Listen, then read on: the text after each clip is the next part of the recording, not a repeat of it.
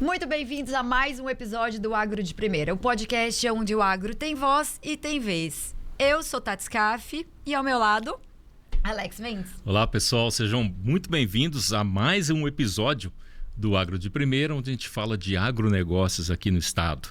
E hoje, um assunto que une sonho, persistência, muita persistência e realização. Tudo isso com paisagens deslumbrantes e vinho. Pena que não dá para beber aqui nesse horário, né? Pena. E eu tenho certeza que o papo vai ser tão delicioso quanto o vinho, que eu sei que é de primeira aí.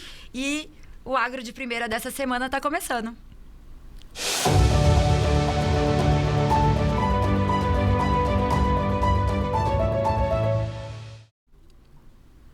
Você que está nos assistindo, aproveita, clica aí no botão de se inscrever no canal, porque isso ajuda muito a gente para que o YouTube entenda que esse é um programa de relevância para o agronegócio e que possa mandar esse vídeo, essa conversa, para muito mais pessoas. E aproveita também, tem um outro ícone aí, que é você ativa um sininho. Toda vez que tiver um episódio novo, toda vez que tiver um corte novo, você vai receber aí em primeira mão, vai ser avisado. Olha, e precisa dar like mesmo, porque olha, o convidado de hoje é mais do que especial. E assim, eu falo que ele, além de tudo, é um visionário. Então, assim, para mim ele é um visionário, é um idealizador, é um sonhador, mas assim, que realiza, né? Gilmar França, muito obrigado por aceitar o nosso convite. Ele é proprietário, ele é idealizador e proprietário do Terroir Pantanal, a primeira vinícola do Mato Grosso do Sul. Muito obrigado por aceitar o nosso convite. Obrigado, Tati. Obrigado, Alex. Um prazer estar aqui com vocês. Como surgiu a ideia de implantar uma vinícola em Mato Grosso do Sul? E quais foram as suas motivações, né, para isso? E quanto tempo levou para tudo isso? Eu costumo brincar que isso começa tomando vinho, não tem como. Talvez eu tomei vinho demais nesse dia e surgiu essa ideia. Mas não, é um projeto de muito tempo, de muita pesquisa, né? Durante 10 anos esse projeto foi desenvolvido e planejado pela região, que é uma região nova, pelos desafios, né? Mas talvez foi o projeto mais longo que eu já desenvolvi até hoje. Foram 10 longos anos para começar realmente a plantar as primeiras videiras aí em solo pantaneiro. Mas por que você resolveu, naquela região ali, plantar uva? Então, antes do projeto, eu já conhecia muito aquela região. E sempre acreditei que ela tinha um potencial muito além do que estava sendo explorado. Eu acho que ela tem um potencial turístico, um potencial de uma beleza enorme para se desenvolver realmente num dos polos de turismo do estado e de polos de turismo nacional. E quando eu comecei a pensar sobre o projeto, a primeira região que me veio à cabeça foi aquela região. Então o projeto foi desenhado para ser implantado realmente naquela região da Estrada Parque de Camisão, de Piraputanga. Até aí uma vinícola, beleza. Desde que você traga o vinho de fora, não tem problema. Você aproveitaria a paisagem e tudo. Mas aí você resolveu também plantar uva, para de repente usar a uva para fazer vinho também. Eu acho que existe uma certa confusão, e é normal, isso até para mim, antes de realmente conhecer um pouco mais sobre isso, eu tinha também um pouco dessa ideia de que a uva, a videira, né, e o vinho só se produzem em área de clima frio. O que não é verdade, né? Na verdade, com a tecnologia que tem hoje no agro, de um modo geral, você produz quase tudo em qualquer lugar. E com a videira não é diferente.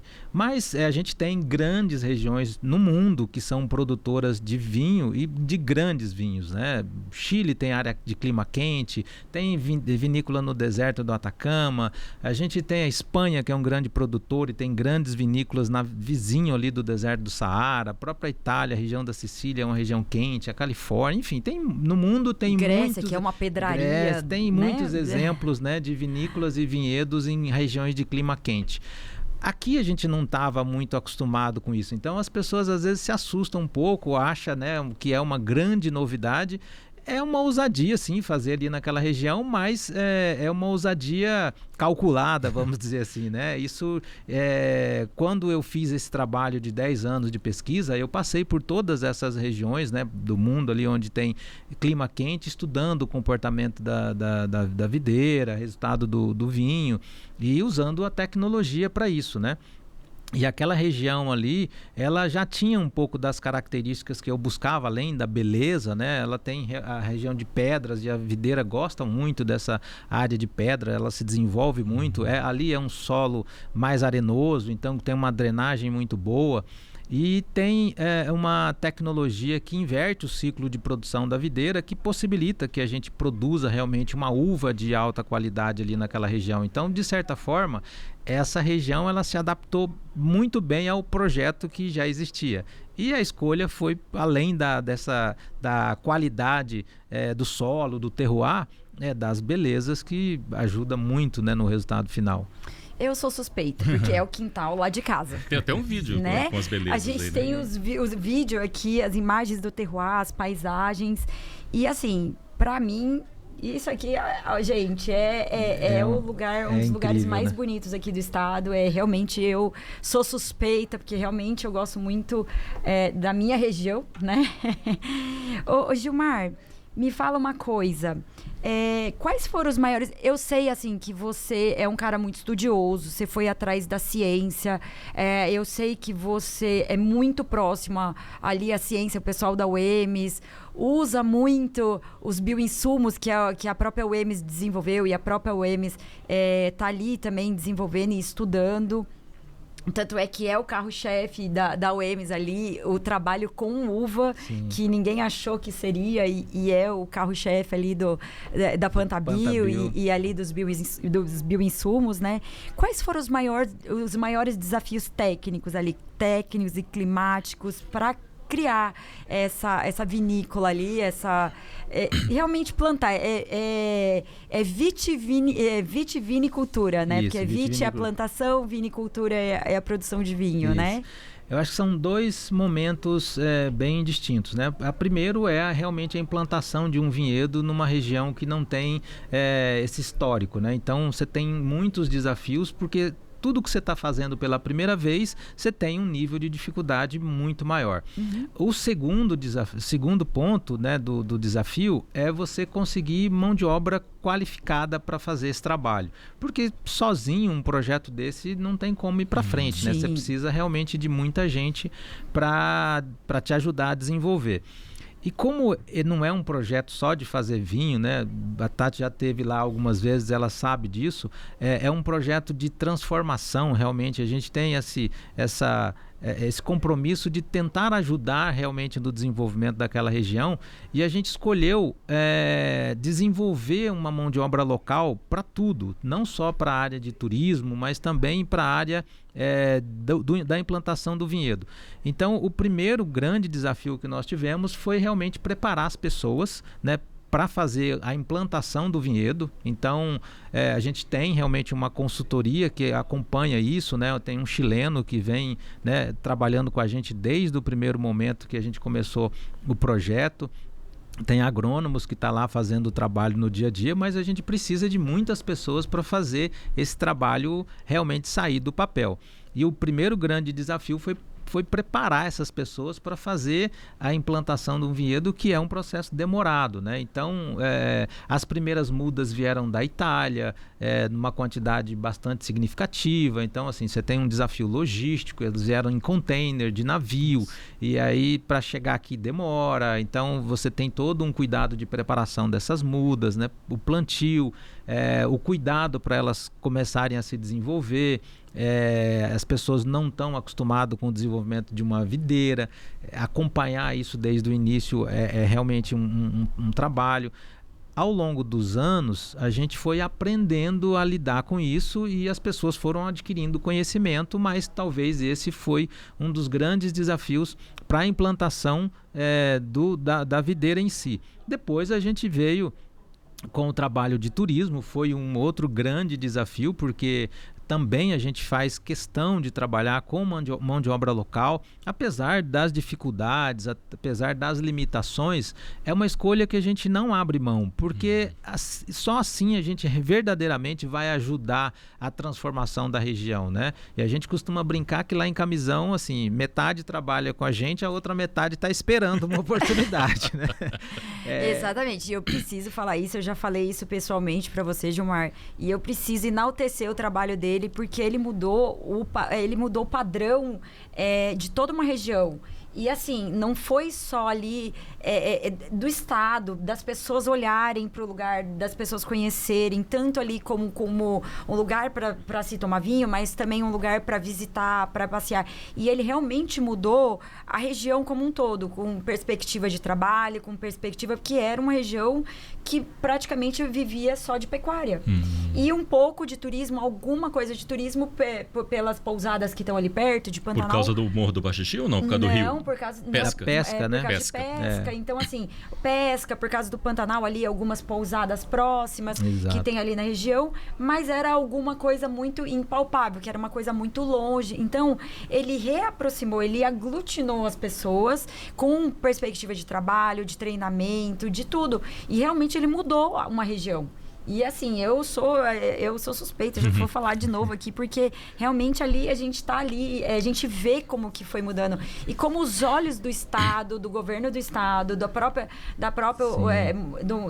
prefeitura municipal para aquilo ali. Entendeu? Como aquilo ali tinha que ser fomentado de uma maneira muito mais correta, né? Só para a gente localizar, o Terroir Pantanal fica no distrito de Camisão? No distrito de Camisão. Que pertence a Aquidauana. Que pertence a Aquidauana. Nós estamos praticamente dentro do distrito de Camisão, né? Praticamente dentro da cidade. E que está ligado ali a Aquidauana, muito próximo de Piraputanga também. Pega ali a região da Estrada Parque. E a gente estava conversando antes de começar a gravação. Você disse que o projeto era tão sigiloso que nem seus filhos sabiam. Eu tive o cuidado de manter dessa forma para não me deixar contaminar por opinião que não tinha qualificação para isso, né? Então, assim, é um projeto, é um desafio, né? Fazer vinho no Pantanal, muita gente ainda encara isso como uma ousadia e tal, e eu tive o cuidado de manter isso em segredo para que as opiniões que eu estava buscando fosse uma opinião embasada, que tivesse uma qualidade técnica, até que realmente eu tivesse uma definição, dizer, não, é possível fazer e vamos fazer, né? A partir daí, quando realmente o projeto em si estava pronto, que durou 10 anos, e aí eu comecei a conversar com as pessoas, né? Conversar com os meus filhos, com os amigos, enfim, com as pessoas que estão ali mais próximas, e em seguida a gente começou a fazer uma comunicação disso, né? No início foi uma surpresa, né? Todo mundo, é alguém que está meio doido, com a ideia meio fora da caixa. Seus filhos, quando ficaram sabendo, disseram o quê? Olha, eles... eu acho que eles não se assustaram muito, porque eu gosto de desafio, assim, né? Eu tenho outras atividades, outros negócios. Você não vem do agro? Não. Venho da área de tecnologia, gestão de informação, né? A gente tem um outro trabalho, né, de uma empresa que eu também desenvolvi do zero, assim, uma inovação que não existia no Brasil e eu trouxe aqui para Campo Grande. Então, o desafio acho que faz parte um pouco do meu dia a dia. E eu sempre visitei vinícolas, sempre gostei disso, os meus filhos sempre me acompanharam desde muito cedo, muito pequeno, então isso está um pouco inserido ali na percepção deles. Eu acho que quando eu falei e eu recapitulei um pouco do histórico do trabalho, e eles estavam comigo em muitos momentos que eu estava fazendo essa pesquisa, então eles entenderam e falaram, realmente está pronto para poder tocar o projeto. Tenho curiosidade, 2 momentos que eu queria que você falasse se existiram. Um em que você falou, não vai dar certo. E o outro em que você falou, agora vai. Agora deslanchou. Teve 2 marcos eu acho que não exatamente que não vai dar certo. Como eu fiz uma pesquisa longa, durante muito tempo eu visitei vinícolas aqui no Brasil, mas a gente tem uma tradição das vinícolas do sul, sim, principalmente, que produzem no inverno, que produzem no verão, desculpa. E no verão, para nós aqui seria um grande problema, porque a qualidade da uva, ela precisa de uma amplitude térmica e precisa de ausência de água. No verão, para nós, seria muito ruim. Então, esse era o grande desafio que eu tinha para fazer isso funcionar. Então, em todas as regiões que eu visitei, eu meio que encontrei esse desafio. Na fase já quase que final do projeto, eu fui para a França, na região de Bordeaux, fazer uma pesquisa lá, fiquei um tempo lá e conversando com viticultores, né, conversando com profissionais da área, eles falaram de um brasileiro que tinha feito um pós-doutorado lá, que tinha desenvolvido uma técnica que invertia o ciclo de produção da videira e que criou-se um que chamava-se de vinhos de inverno ou vinho de dupla poda. Genial. E aí, quando eu fiquei sabendo disso, aí eu falei, agora vai. Então, achei o que eu precisava. Achei o que faltava para realmente colocar o projeto para andar. No mesmo dia eu entrei em contato com ele, nós conversamos e aí eu já imediatamente voltei para o Brasil, começamos um trabalho junto lá, ele me indicou um profissional que podia acompanhar o projeto e aí realmente o projeto começou a sair do papel, graças a essa técnica que, por incrível que pareça, eu não pesquisei muito aqui no Brasil, ninguém falava dela, eu descobri numa visita em Bordeaux, na França, né? E era um brasileiro, né? Era um brasileiro que fez um trabalho lá, já estava aqui no Brasil, inclusive fazendo trabalhos nessa área, e muita gente, a maioria das pessoas da viticultura não tinha essa informação. Gente, ciência pura. Ciência pura. Ciência pura. E aí foi o start, aí diz, agora pode começar. Ô Gilmar, me fala uma coisa, e quais as uvas que se adaptaram melhor ali na região e quais os vinhos que vocês já produzem ali? Normalmente a gente faz um trabalho de laboratório com as variedades, então eu costumo dizer que a videira tem que gostar da gente mais do que a gente gostar dela, né? Porque assim, lá eu não desenvolvo necessariamente o vinho da minha preferência, ou a uva da minha preferência, né? Eu desenvolvo aquilo, embora eu goste muito de todas que estão ali, algumas delas são as minhas preferidas, mas antes disso, antes de ser uma preferência, é uma questão de adaptabilidade.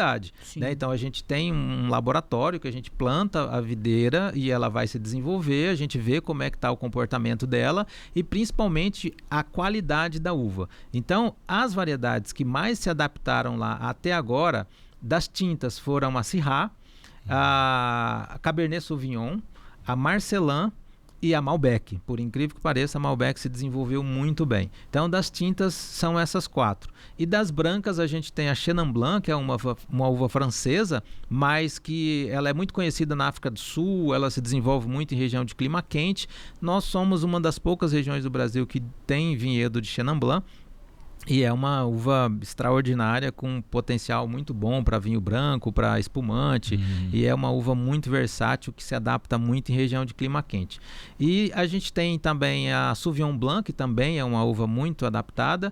E nós temos a Chardonnay, que não é exatamente uma uva que se adapta muito fácil, é uma uva bastante delicada para trabalhar, talvez é o nosso grande desafio, é o que nos dá mais trabalho, mas o resultado dela é muito interessante também, porque ela também é uma uva versátil que se adapta bem para espumante, para vinho brancos.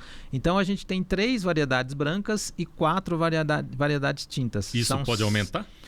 Pode, mas no momento não tem, a gente até tem algumas variedades em laboratório já desenvolvidas, mas a gente precisa esperar um tempo, porque apesar dela ter todas essas já testadas e com vinhos, algumas já com vinhos prontos, né, como a Tati perguntou, a gente está produzindo vinhos já de Syrah, de Chenin Blanc, de Sauvignon Blanc, de Cabernet Sauvignon, de Marcelin.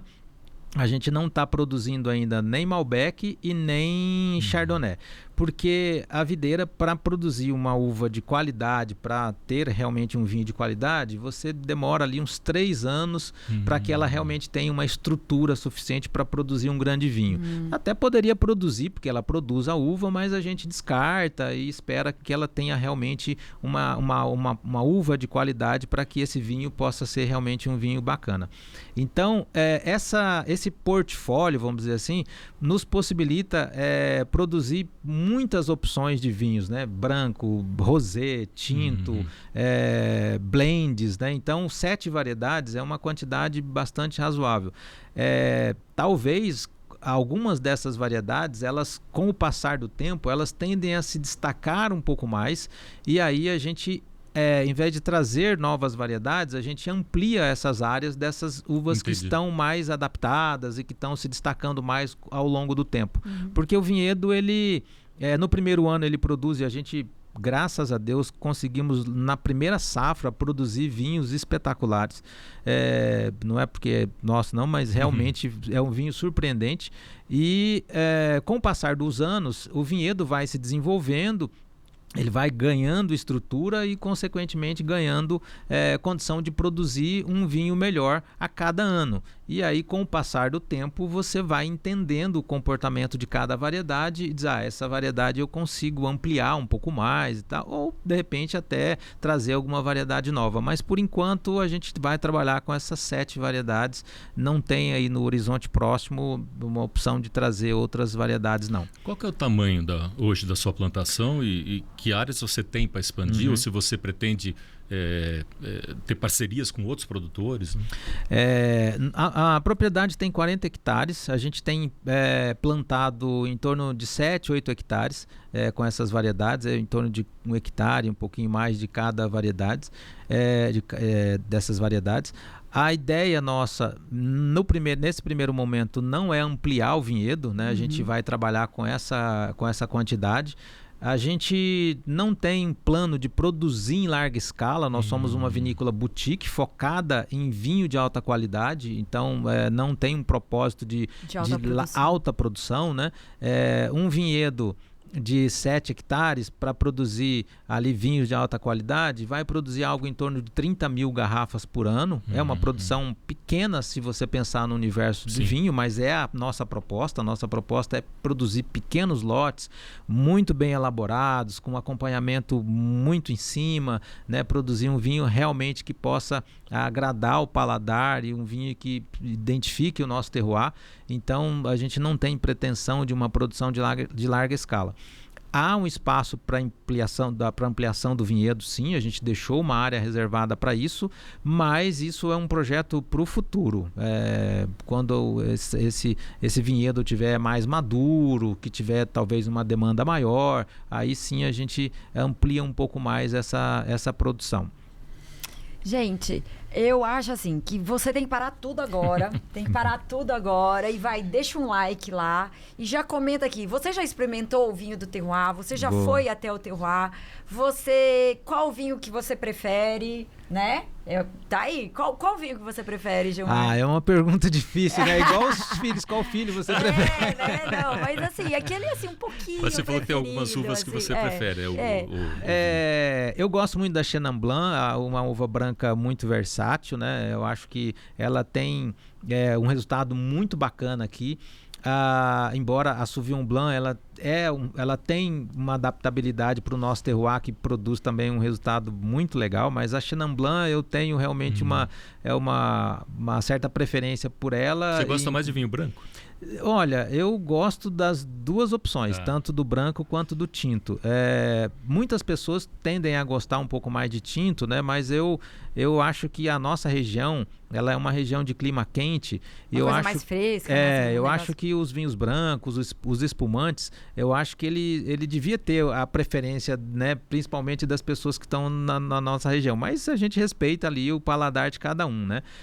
Mas a gente tem esse cuidado de produzir vinhos que sejam mais adaptados para a nossa realidade. Então, os nossos vinhos, eles não são vinhos muito encorpados, eles são vinhos mais... A gente tem vinho encorpado, mas em pequenas quantidades. A gente produz um vinho para você tomar a qualquer momento. Então, assim, um vinho mais elegante, um vinho mais leve, um vinho mais numa linha de um vinho europeu do que de um vinho sul-americano, argentino ou chileno, que tem uma carga de madeira muito forte, que tem muito tanino, né? E que para o nosso calor chega a ser desconfortável, né? Mas a gente, talvez pela proximidade, a gente acabou se acostumando a isso, né? E parece que o símbolo de vinho bom é esse vinho encorpado, esse vinho forte, né? O europeu, por exemplo, não se acostuma de jeito nenhum com o vinho pesado como a gente tem aqui. Eu acho que a gente também, com o tempo, a gente vai acabar se acostumando a isso, né? Eu gosto muito de um espumante num churrasco, eu gosto muito de um vinho branco no churrasco. Então, você toma vinho na praia ou não? Tomo vinho branco, espumante. Tem um amigo meu que ele é meio sommelier, amador, assim. Sim. E ele falava que ia pra praia e tomava vinho na praia. Eu falava, mas não é possível tomar vinho na praia. E ele ia tomar vinho. Tem que ser gelado, sim. Um vinho tinto na praia eu acho que não combina muito, né? Mas um espumante, um vinho branco, tem tudo a ver. Um rosé, né? E vinho suave não, né? Não existe. Olha, eu acho... Eu tenho um conceito... que assim, vinho bom é o vinho que você gosta. Ele pode ser suave, ele pode ser doce, ele pode ser do estilo que você gostar. Não adianta você se adaptar à minha preferência. Cada um tem um paladar. E às vezes esse paladar ele vai evoluindo, vai se desenvolvendo. E a grande maioria das pessoas começaram tomando vinho doce, vinho de garrafão e tal, e depois o paladar assim foi evoluindo e você foi descobrindo outras coisas. Mas eu acho que o conceito máximo ainda vale. O melhor vinho do mundo é aquele que te agrada. Não adianta a pessoa falar, tem um vinho que custa 10 mil reais, é um espetáculo de vinho e tal. Se não agrada o seu paladar, não é um vinho bom, né? Então eu acho que cada pessoa tem essa liberdade de escolher aquilo que te agrada. E o vinho de mesa, o vinho doce, ele tem um papel muito importante na história da viticultura brasileira. Primeiro porque ainda é o vinho mais consumido no Brasil. Por incrível que pareça, mais de 60% do vinho comercializado no Brasil ainda é vinho de mesa, né? O vinho tinto, o vinho fino, né? Esse vinho mais elaborado, ele representa aí em torno de 30% do mercado nacional. Os outros 60%, 70% aí, entre 30% e 35%. Então, ele tem uma importância muito grande, não só para o mercado de vinho, né? Mas porque existe muitas pessoas que ainda gostam muito desse vinho. O vinho de mesa é sempre suave, garrafão, não? Né? O vinho de mesa, de um modo geral, é sempre suave. Né? Tá. E na Europa, o vinho de mesa, ele tem um conceito diferente. Aqui ele acabou caindo meio nesse conceito de que não barato, existe vinho de mesa bom. Claro que existe. Existe vinho de mesa bom. Na Europa, muitas pessoas consomem vinho de mesa e que são vinhos produzidos ali, pelas famílias e tal. Feito no fundo de casa. Feito no fundo de casa e tal. Sim. Na Itália tem muito ele tem um papel. Não é o que eu gosto e não é o que eu tenho hábito de tomar. Mas eu respeito muito, né, quem tem essa preferência, porque realmente o vinho tem um papel importante. Eu morei numa cidade do estado de São Paulo que chama Louveira. Fica pertinho de Campinas. Então ele tem muita uva. Aquela região Jundiaí, né? Então, lá uma tem região de frutas, né? Muito isso, interior, é o circuito das frutas ali. Sim. Então tinha muita família assim que fazia o vinho e vendia os vinhos artesanais. Chamava de vinhos artesanais, né? Sim. Mas a maioria era muito doce. Era bem doce. Dá uma dor de cabeça, às vezes. E, vamos aí abrir uma discussão. Você gosta de vinho mais doce, suave, uma coisa mais encorpada? Vamos aí, deixa aí, vamos fazer. Deixa seu comentário. Ajuda a gente a entender o que a gente produz, né? O que vocês podem futuramente produzir. Vamos entender o seu público, né, Gilmar? Esse acordo do Brasil com a Mercosul, União Europeia, muitos especialistas dizem que queijos, vinhos, né, vão ter um beneficiamento de talvez preço ser menor. Isso pode de alguma forma interferir no seu empreendimento, né? Falando especificamente do meu empreendimento, não, porque assim, o meu mercado é um mercado muito específico e a gente representa, como eu falei, nós somos uma vinícola boutique, aonde o que eu produzo lá no terroir, ele é muito singular, você não vai ter um vinho com essa característica em lugar nenhum do mundo, né? Então assim, e também pelo volume que eu produzo, que é, né, muito pequeno diante do mercado nacional. E eu realmente realmente não tenho pretensão de exportar o vinho em quantidade e tal, não é a nossa proposta, né? Mas olhando para o mercado de vinho brasileiro, eu acredito que assim, ele não afeta diretamente no primeiro momento, porque assim, pode parecer uma abertura grande desse mercado Europa e Mercosul, mas existem muitas travas que precisam ser abertas até realmente isso acontecer, né? Tem muitos detalhes nesse acordo que precisa ser regulamentados e um deles é essa questão do mercado do vinho. Eu acredito que o brasileiro tem uma curiosidade, eu acho que é bacana isso de entender o mundo do vinho europeu, mas eu vejo também que existe uma força muito grande do mercado sul-americano, principalmente Chile e Argentina, para colocar o seu produto na Europa, nos Estados Unidos, que acaba sendo uma porta, né? Você chegou na Europa, você consegue ir para outras regiões. Então tem as duas pontas, né? Tem essa questão do vinho realmente entrar com um preço mais competitivo, é uma realidade, e existe também a oportunidade do vinho brasileiro, argentino, chileno ir para outros mercados.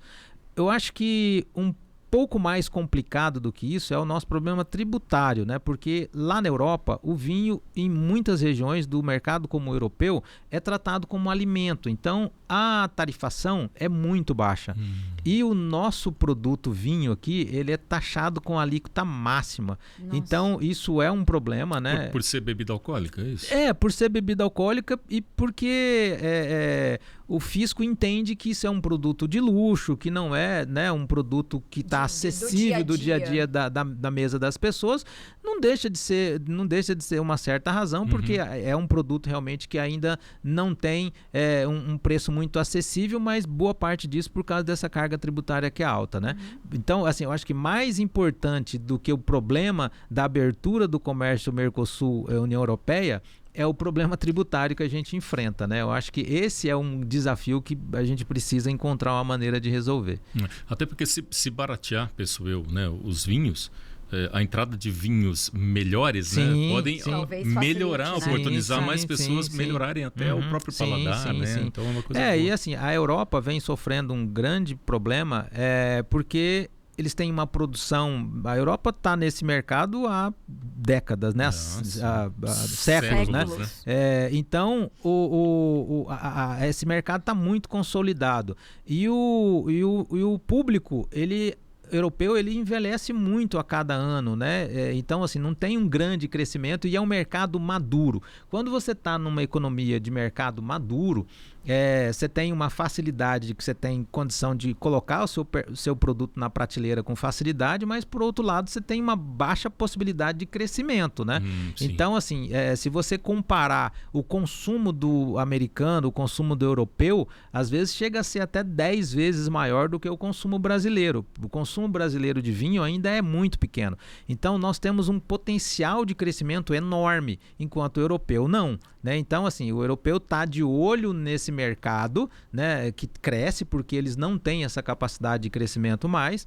E o sul-americano, ele está olhando a oportunidade de colocar o produto, né, sul-americano, um vinho diferente, no mercado europeu. Principalmente, ganhar em euro, né? Exatamente. Principalmente as empresas que produzem em larga escala, né? Assim, nós temos vinícolas brasileiras que produzem 5 milhões de garrafas por ano. Nossa. Então, eles precisam realmente colocar esse produto em outros mercados, que normalmente o mercado deles é o mercado europeu e os Estados Unidos, né? E Argentina, Chile também, que são grandes produtores sul-americanos, também estão de olho nesse mercado para colocar esse produto lá em euro. Então né, assim, são duas portas ali, eu acho que se encontrar um equilíbrio, as duas economias vão ganhar. Tomara. E o conceito de terroir, você falou, né, inclusive do terroir, e o conceito de terroir sempre foi muito o norte de vocês ali dentro da produção, e a gente sabe disso. O que torna aquela região especial? Qual que é o diferencial do terroir pantaneiro? Olha, a identidade, o terroir é uma palavra que ela não tem uma tradução, né? Mas assim, ele simboliza muito o conjunto de fatores que leva você a produzir uma uva e um vinho dentro de uma determinada região. E esses fatores é o solo, é o clima, é a quantidade de água que você tem disponível, a qualidade do solo que você tem ali naquela região. E hoje se fala muito na forma com que você intervém no vinhedo, como você faz esse manejo, qual é a preocupação que você tem de uso de produtos biológicos, desse cuidado. Então isso é uma coisa muito particular de cada viticultor ou de cada vinícola. A gente tem realmente ali naquela região onde nós somos cercados pela Serra da Santa Bárbara de frente para o Morro Azul. Então assim, a gente está numa região ali muito singular. Mas se você implantar um vinhedo absolutamente do lado do terroir pantanal, ele vai ter características muito diferentes. Isso é uma coisa muito interessante no mundo do vinho. Só pelo fato dele estar do lado, já não é o mesmo solo, que a gente chama de micro-terroir, porque realmente é diferente. Dentro do próprio terroir pantanal, a gente tem solos diferentes, que precisa de manejo diferente. Então, realmente ele tem, a expressão do terroir é uma questão muito particular. Além disso, existe essa condição de como você faz o manejo do vinhedo, que tipo de produto você utiliza, como é que a mão de obra que você trabalha, né? No nosso caso, a mão de obra que manuseia o vinhedo é essencialmente feminina.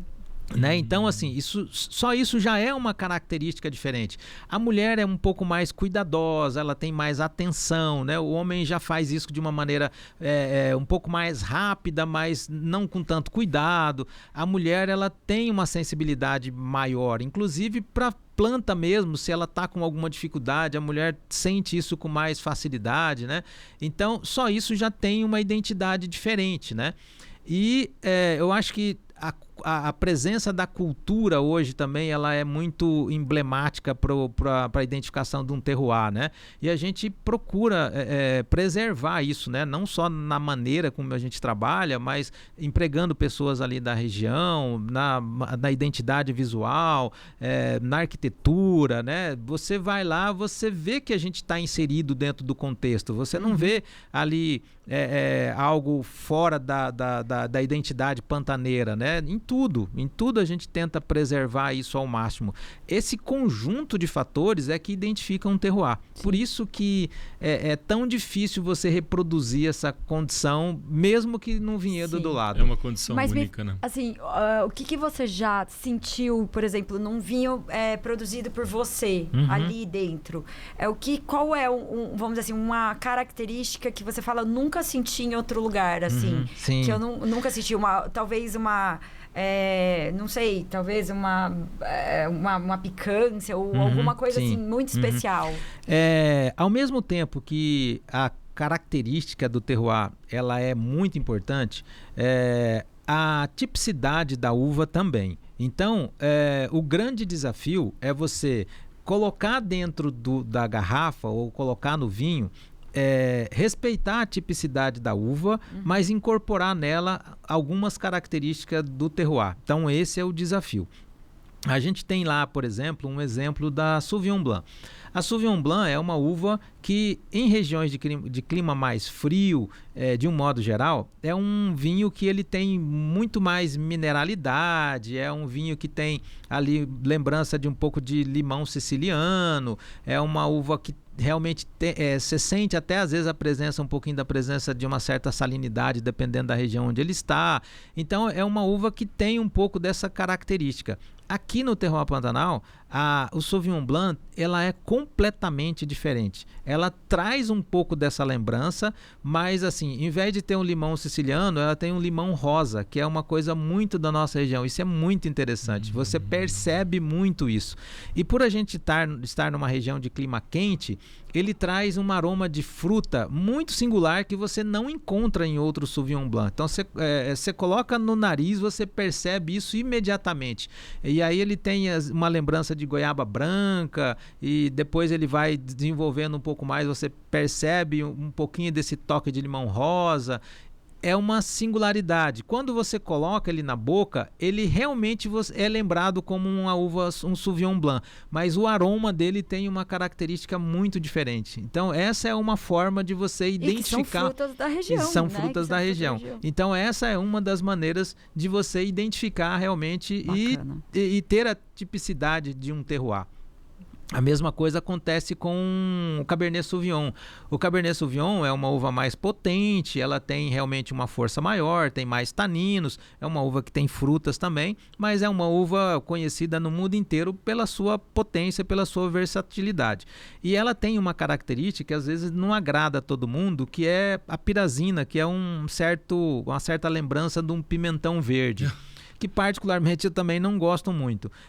O nosso Cabernet Sauvignon não tem essa pirazina, não tem essa lembrança de um pimentão verde, embora ela tenha a presença das frutas maduras, ela tem um pouco mais de tanino, mas em vez disso ela desenvolveu um certo mentolado, um leve mentolado, uma característica muito singular da nossa região. Por quê?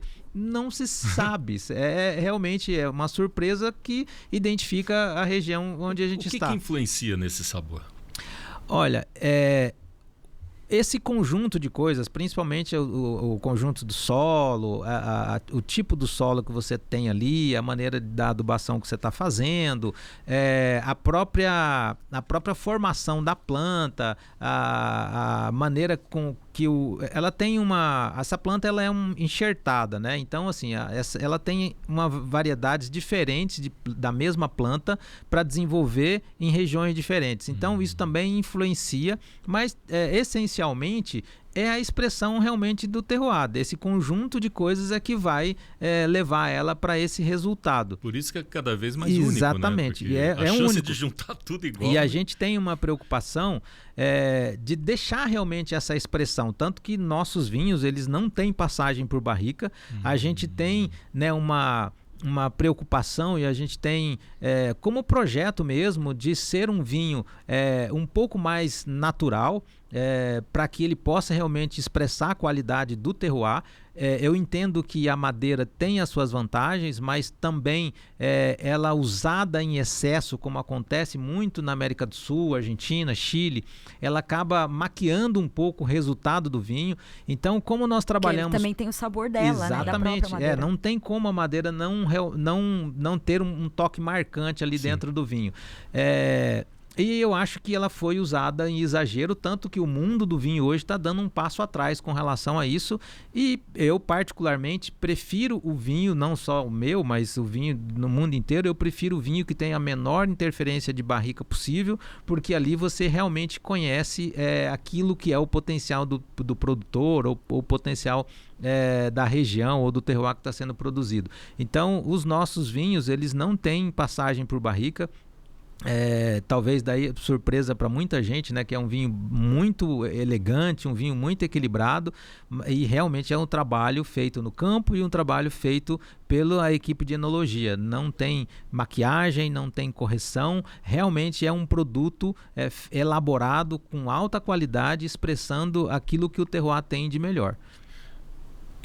Vocês têm certificação do Ministério da Agricultura, sim, né? Uhum. Como que foi para conseguir esse processo? Como que foi esse processo para conseguir essa certificação, né? E o que isso representa para o estado de Mato Grosso do Sul? Olha, como tudo que é uma inovação, você tem desafios, né, grandes. E a gente teve um desafio enorme porque nós somos um estado que não tem tradição em viticultura, né? Uhum. Então, o Ministério da Agricultura foi o primeiro projeto que eles trabalharam aqui no estado, e a gente teve realmente um desafio enorme, porque a gente acabou encontrando essa falta de um modelo, essa falta de experiência, e a gente teve que fazer um trabalho em conjunto, né? Durante o início a gente teve bastante desafios, depois de um tempo, foi um trabalho longo, né? De um trabalho de quase um ano. Depois da primeira fase, a gente conseguiu ter uma parceria com o Ministério da Agricultura para entender o projeto. A gente teve que se adaptar a muitas coisas que a gente não vê em outras regiões. Eu costumo dizer que assim, o modelo da nossa vinícola é um modelo muito, muito moderno, com um nível de qualidade e de segurança que você praticamente não vê nem nas vinícolas do Rio Grande do Sul, porque a gente teve que fazer tudo aquilo que podia ter de precaução, de segurança, de protocolo, porque a gente não tem esse histórico aqui no estado, né? Nós fomos a primeira vinícola realmente a receber essa certificação. Hoje eu acredito que a gente vai servir de exemplo para outras que virão, né? Eu acho que vai servir aí de case para facilitar o trabalho das próximas que virão e tomara que venham, mas não foi um trabalho fácil. Mas o Ministério da Agricultura realmente teve aí uma parceria muito bacana de entender e de fazer um trabalho em conjunto, né?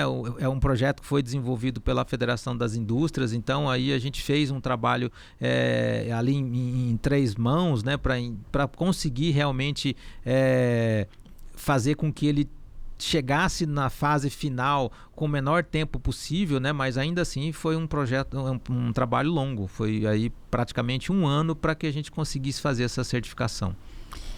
Além da produção do vinho, vocês também têm o enoturismo. Sim. Que eu sei que tem um projeto para aumentar e para consolidar ele ali na região ali. Quais, assim, os desafios, quais assim, o que vocês estão projetando aí para o futuro, o que vocês estão pensando aí para o enoturismo que se formou por causa de vocês ali, né, na região? Quando eu penso em enoturismo, eu penso muito num modelo americano, que talvez foi o grande modelo que transformou esse universo, né, do enoturismo. O enoturismo praticamente não existia antes da Califórnia, antes da região de Napa Valley. Eles acabaram criando um mercado para isso, né? A Europa, que é talvez o maior berço da viticultura, eram vinícolas muito fechadas, não se tinha visitação, não existia esse modelo de negócio, né? Praticamente a Califórnia criou isso nessa região. Napa Valley virou um case mundial, e ali a gente percebe muito, né, que o desenvolvimento do turismo, do enoturismo, ele precisa de um ecossistema. Então, o nosso trabalho não é só um trabalho interno. A gente faz um trabalho interno do desenvolvimento da parte do turismo dentro da vinícola, mas a gente também tem a necessidade, até quase a obrigação de ajudar no desenvolvimento externo, porque precisa realmente de um ecossistema, porque as pessoas que visitam uma vinícola ou visitam qualquer atrativo turístico, normalmente ele quer fazer mais de uma atividade, quer ter mais, né, de uma experiência. E ali naquela região, quando nós começamos, realmente não tinha praticamente nada a não ser pesca, né? E talvez o nosso público talvez não se comunique tanto. E uma pesca mais predatória ainda na época, né? Exatamente. E aí a gente entendeu isso, né, desde o começo, e a gente faz um trabalho interno de preparação da nossa equipe. É realmente um desafio, porque as pessoas ali da região, elas não estão acostumadas a falar de vinho, a falar de degustação, de harmonização. Para essas pessoas entenderem isso, é um trabalho realmente bastante custoso. Sim. Porque é um trabalho de médio e longo prazo, né? E isso a gente está tentando levar para outras áreas. Então, quando nós começamos, nós tivemos uma preocupação muito grande, que a primeira coisa é que as pessoas entendessem de hospitalidade, né? Que é realmente talvez um dos problemas que acho que no estado inteiro a gente tem essa deficiência, né, de entender o que é a hospitalidade.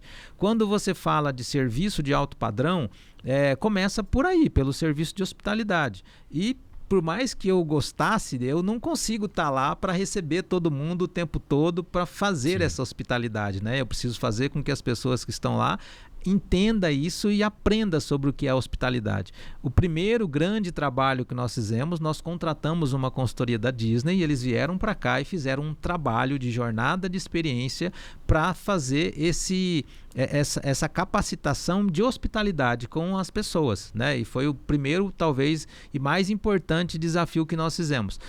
De lá para cá, a gente vem intensificando isso de tempos em tempos, fazendo um trabalho forte interno de hospitalidade. trabalhando a parte de gastronomia, desenvolvendo isso, porque também a alta gastronomia não é um trabalho fácil, porque nós estamos numa região um pouco distante de Campo Grande, então a gente tem dificuldade de mão de obra, a gente tem dificuldade de acesso a produtos de qualidade. Então, logística. Então, assim, é um desafio.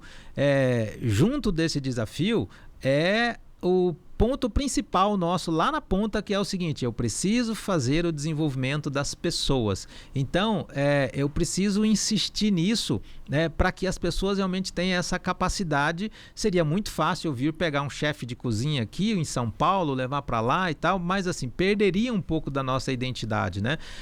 A gente demora um pouco mais para chegar no padrão que a gente quer, porque a gente está em desenvolvimento, né? Mas, por outro lado, a gente não abre mão daquilo que é o nosso ideal de transformação.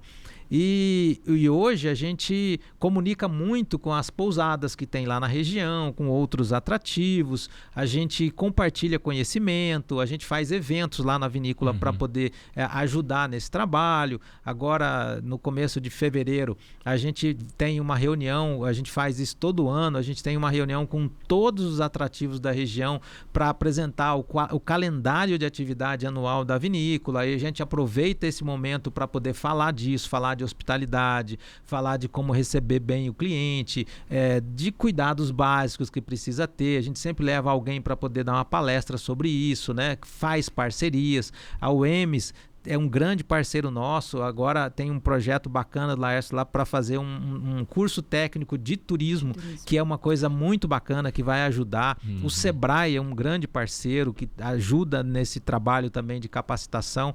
Então, esse trabalho de pessoas, de desenvolver pessoas, talvez ele seja mais complexo até do que produzir vinho e produzir uva. Porque é um trabalho realmente que requer um cuidado, né? E é um trabalho de paciência. Mudança de mentalidade, não é bem um trabalho simplesmente pronto, aconteceu, é uma mudança de mentalidade. Será que não falta um pouco de um direcionamento maior para o turismo do governo do estado? Eu acredito que a nossa região, ela ficou esquecida por um bom tempo, né?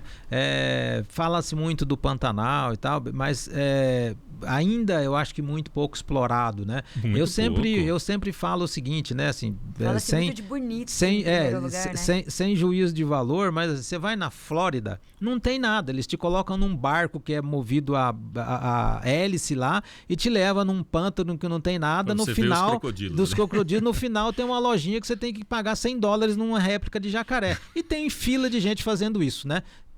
Imagina o Pantanal aqui, né? Aqui a gente tem um espetáculo, né? E não é explorado. Mas esse não é um problema só local, né? Esse é um problema nacional. Em muitas regiões brasileiras tem potencial turístico enorme. Eu acho que falta realmente um trabalho de entender isso, né? Eu acho que também a gente tem tantas prioridades, não é que talvez o governo não queira olhar para o turismo, mas nós temos problema de estrada, a gente tem problema de fome, a gente tem problema de infraestrutura, a gente tem problema de saúde.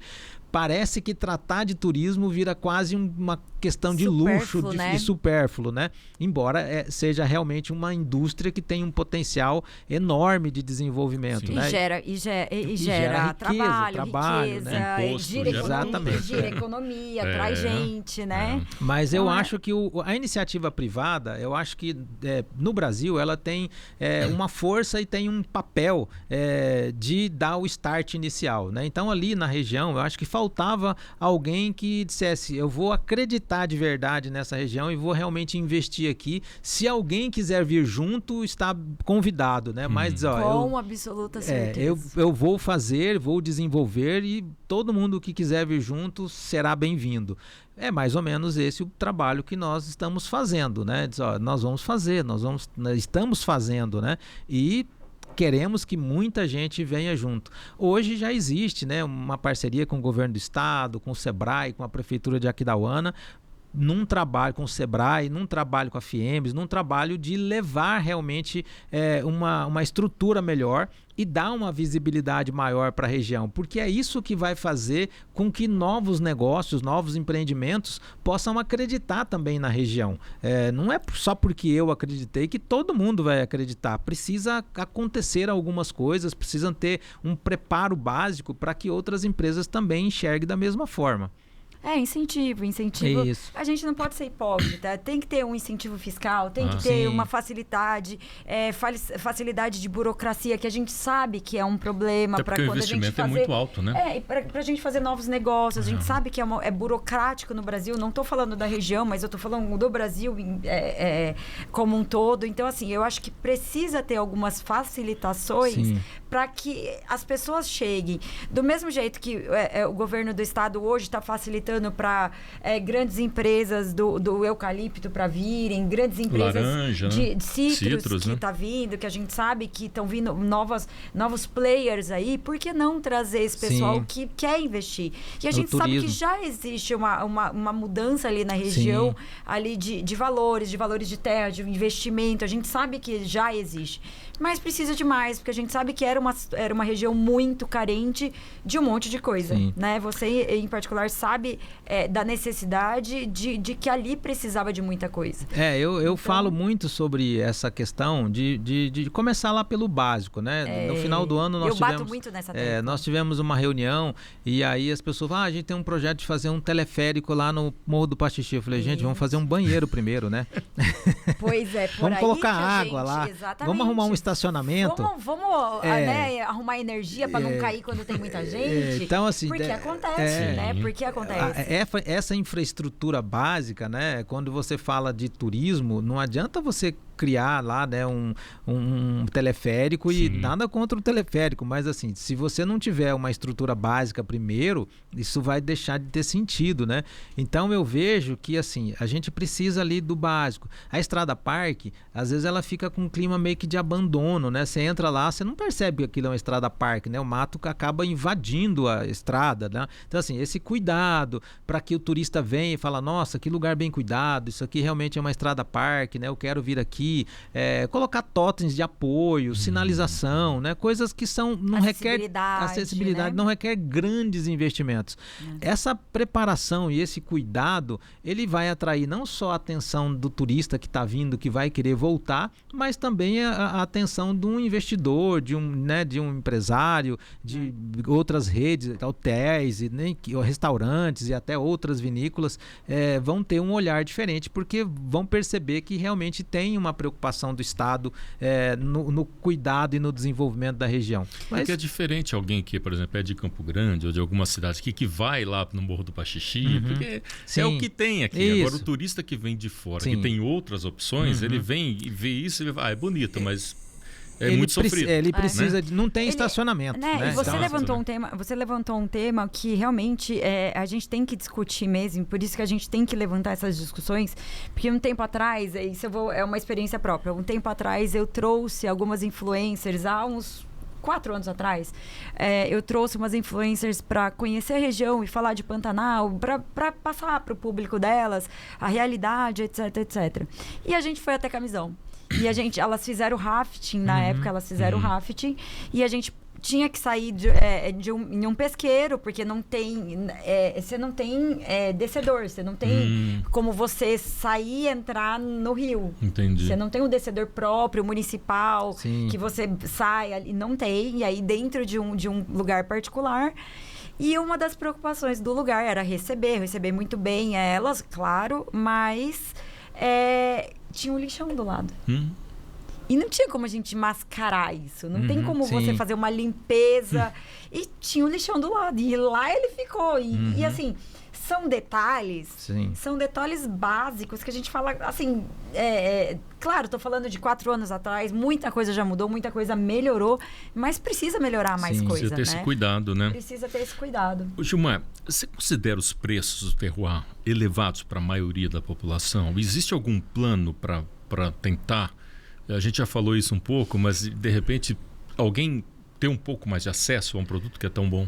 Olha, assim, eu tenho uma máxima do mercado que assim, não existe produto de alta qualidade com preço baixo, né? Esse é uma máxima. Mas eu acho que assim, os nossos vinhos, eles têm um preço muito competitivo pela qualidade que eles oferecem e também a gente tem vinhos lá na faixa de R$100. Então, são preços competitivos. Tem outros vinhos, claro, que tem preços mais elevados, conforme você vai tendo uma exclusividade maior, um rótulo mais específico, você tem preços maiores. Mas os nossos preços, eles estão dentro do mercado que a gente está inserido, bastante competitivo. A gente tem um pouco de dificuldade para produzir um vinho com um preço mais baixo do que isso, primeiro porque nós produzimos realmente focados em alta qualidade. Diferente de uma empresa que produz 1 milhão de garrafas industrialmente, que coloca todas as uvas dentro de um tanque, começa a fermentar e corrige aquilo com um monte de produto, com química e tudo mais, o nosso produto ele é praticamente artesanal. A gente faz o produto realmente visando uma alta qualidade. E isso tem um preço, né? O outro ponto é que assim, nós estamos numa região que ela não tem tradição de viticultura, então tudo aqui vem de fora. Um equipamento vem da Europa, né? Um insumo vem de outros lugares, né? Então garrafa vem da Argentina ou do Chile, então isso tudo tem um custo, né? As nossas experiências, elas também têm um custo bem atrativo, né? Também tem experiências que começam a partir de R$100 e poucos. É um custo acessível. E a vinícola, ela está aberta à visitação de qualquer pessoa dentro da atividade, dentro dos dias que a gente está em atividade. Qualquer pessoa pode ir lá, pode conhecer, pode visitar. Sempre muito bem-vindo dentro dos dias que a gente está em funcionamento, porque tem alguns dias, segunda-feira a gente está fechado para manutenção, né? Mas de terça em diante, de terça a domingo, tem um funcionamento normal, a pessoa sempre bem recebida, a gente, né, não cobra acesso, a pessoa pode ir lá conhecer, eu quero ir lá conhecer como é que é, tá convidado e será sempre bem-vindo. E participar de uma experiência, também a gente tem um custo bastante acessível para isso. E a gente tem alguns programas que, de tempos em tempos, a gente convida pessoas das faculdades, pessoas das escolas, né, para poder ir lá. E quando a gente faz esse convite, a pessoa vai lá sem custo nenhum, né, para realmente a pessoa ter esse tipo de experiência. Mas para conhecer a vinícola, a pessoa pode ir lá, que ela vai conhecer, saber como é que é um vinhedo, conhecer ver, às vezes, dependendo da época, ver uma uva lá no pé e tal, e sem custo nenhum. A uva vocês não vendem, né? É só não, vinho, não, né? não. É só vinho, a uva de vinificação, ela não é uma uva agradável para consumo, né? Ela tem uma concentração de açúcar muito maior do que uma uva de mesa que a gente fala, né? E ela é uma uva pequenininha, assim, não é uma uva grande, bonita, como aquela que a gente está acostumado no supermercado. É um outro tipo de produto, ela não é realmente muito agradável, não. Poxa, Gilmar, muito legal essa conversa, muito bom, parabéns pela sua insistência, né, em acreditar.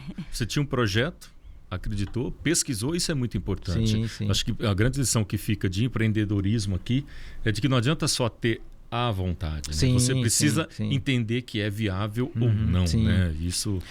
E você, eu acho que o universo do agro tem isso em qualquer área que você estiver produzindo, né? Assim, a tecnologia, o conhecimento, a ciência, às vezes os cases que já deram certos, né? E outras coisas também que você vai fazer. Eu acho que tudo aquilo que você vai fazer é muito importante você se embasar nisso, né? Num conhecimento, num plano bem feito, ainda que ele demore, né? A vinícola teve um plano de 10 anos e está aí, né? Hoje é uma realidade, está se consolidando cada vez mais, né? Jovem daqui a pouco, demais ainda, muito né? jovem, né?